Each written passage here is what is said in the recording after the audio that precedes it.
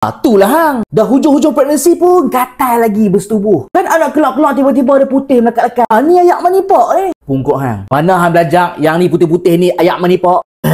Dodom gatal. Bapak seorang pula yang dipersalahkan. Dengar sini baik-baik. Putih-putih ni bukan ayak mani pak. Lagipun kalau bapak tembak, ni ayak mani tak pi pun dalam baby. Ni kantung ni, amniotic sac. Kantung tebal. Mana boleh ayak mani boleh masuk dalam ni? Ya pun sungguh. Putih-putih ni.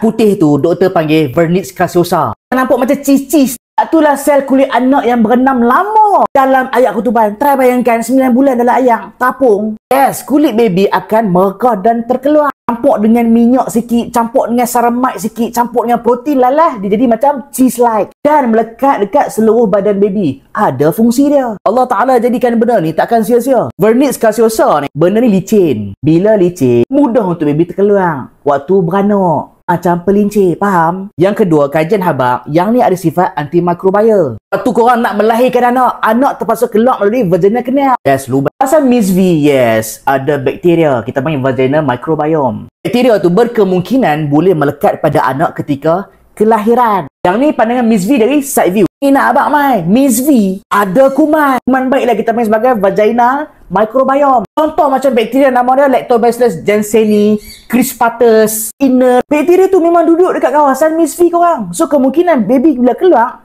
boleh terkena sekali bakteria tu. Tapi selalunya bakteria tu okey lagi lah. Cumanya bakteria jahat ni kau risau. Ada satu kuman ni memang duduk dekat kawasan Miss V korang. Memang natural duduk kat situ. Allah Ta'ala yang takdirkan. Tapi kuman ni duduk dekat Miss V. Miss V korang okey, tak ada masalah. Problem dia bila anak keluar, okey, kuman tu akan sangkut, akan bawa sekali oleh anak keluar. Satu penyakit. Yang inilah kuman kita panggil sebagai GBS. GBS Group B Streptococcus. Baby kalau kena kuman ni, jadi apa pada anak? Sepsis, jangkitan paru-paru. Ni, otak selaput otak ni boleh kena infection, meningitis. Nampak tak? Kuman memang ada risiko kena pada baby ketika melahirkan. Suci Allah. Sebab itulah vernix caseosa ni datang. At least vernix caseosa ni bersifat sebagai antibakteria, antimikrobial. Bukan setakat melindungi kulit anak ketika dalam perut, dia juga melindung kulit anak daripada jangkitan kuman. Dan dia akan menyebabkan baby dalam keadaan panas. Yes, benda ni jadi sebagai insulator haba. Baby kalau lahir sejuk kan kat luar.